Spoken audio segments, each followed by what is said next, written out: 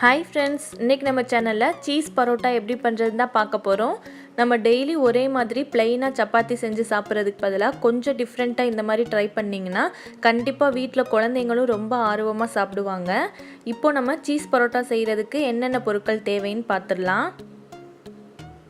First நம்ம மாவு பிசைஞ்சிடலாம். நான் இன்றைக்கி 4 கப் அளவுக்கு கோதுமை மாவு எடுத்திருக்கேன்.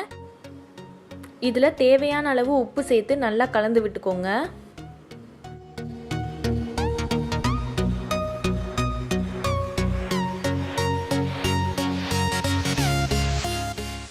4 கப் கோதுமை மாவுக்கு 1.5 கப் அளவு தண்ணி சேர்த்துக்கலாம். சேர்த்துட்டு நல்லா அழுத்தம் கொடுத்து நல்லா அதை பிசைஞ்சிடுங்க.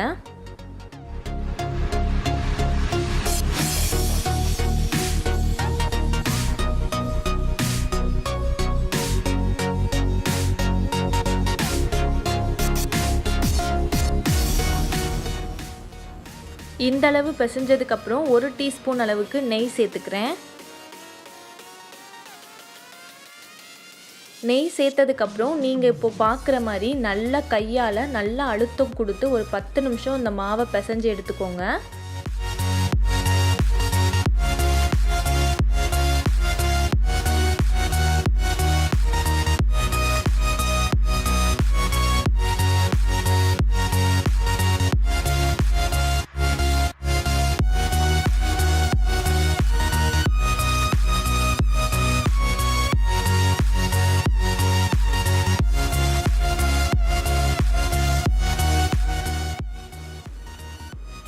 இப்போது நம்மளுக்கு மாவு ரெடி ஆயிடுச்சு. நல்லா நம்ம பிசைஞ்சாச்சு.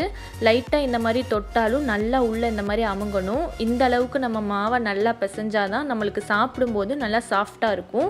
இப்போது இதை ஒரு அரை மணி நேரம் நம்ம இப்படியே வச்சிடலாம்.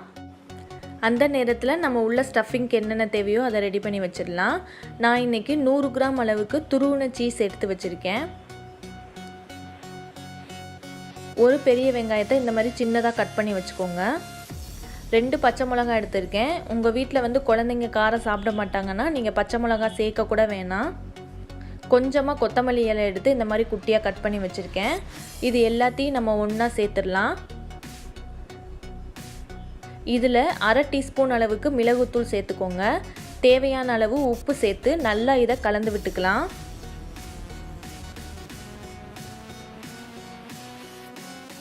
இந்த மாதிரி நல்லா மிக்ஸ் பண்ணி வச்சுக்கோங்க. இப்போது அரை மணி நேரம் ஆயிடுச்சு. இதில் பாதி அளவு மாவுக்கு தான் நம்ம வச்சுருக்க ஸ்டஃபிங் கரெக்டாக இருக்கும்.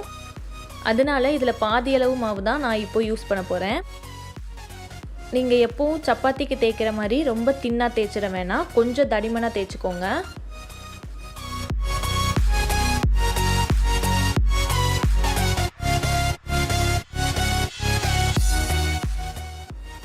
இந்தளவு தேய்ச்சதுக்கப்புறம் நம்ம சீஸ் வெங்காயம் எல்லாம் சேர்த்து கலந்து வச்சுருக்கதை அதில் சேர்த்துட்டு இந்த மாதிரி நல்லா க்ளோஸ் பண்ணி விட்டுக்கோங்க. கேப்பே இல்லாமல் எல்லா சைடும் நல்லா மூடி விட்டுக்கோங்க.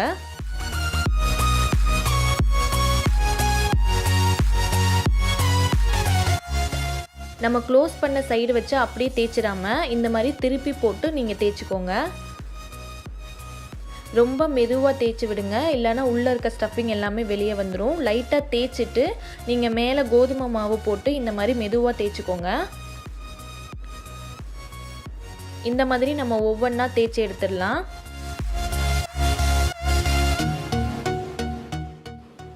ஃபஸ்ட்டு நம்ம தோசைக்கல்லில் கொஞ்சமாக எண்ணெய் சேர்த்துடலாம்.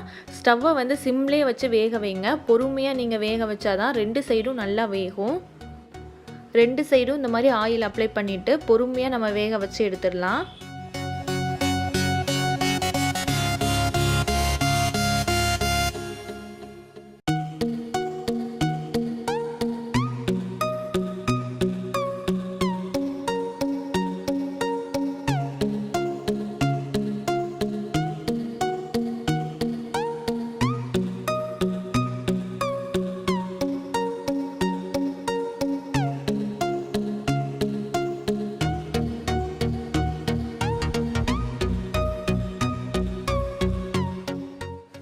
அவ்வளோதாங்க, ரொம்ப ஈஸியான சீஸ் பரோட்டா நம்மளுக்கு ரெடி ஆயிடுச்சு. கண்டிப்பாக இதை நீங்கள் வீட்டில் உங்கள் குழந்தைங்களுக்கு செஞ்சு கொடுத்தீங்கன்னா ரொம்ப விருப்பமாக இதை சாப்பிடுவாங்க.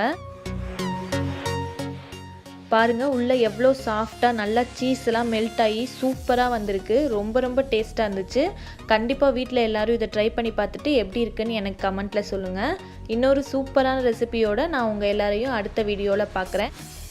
இந்த வீடியோ உங்களுக்கு பிடிச்சிருந்துச்சின்னா மறக்காமல் இந்த சேனலுக்கு சப்ஸ்கிரைப் பண்ணிடுங்க.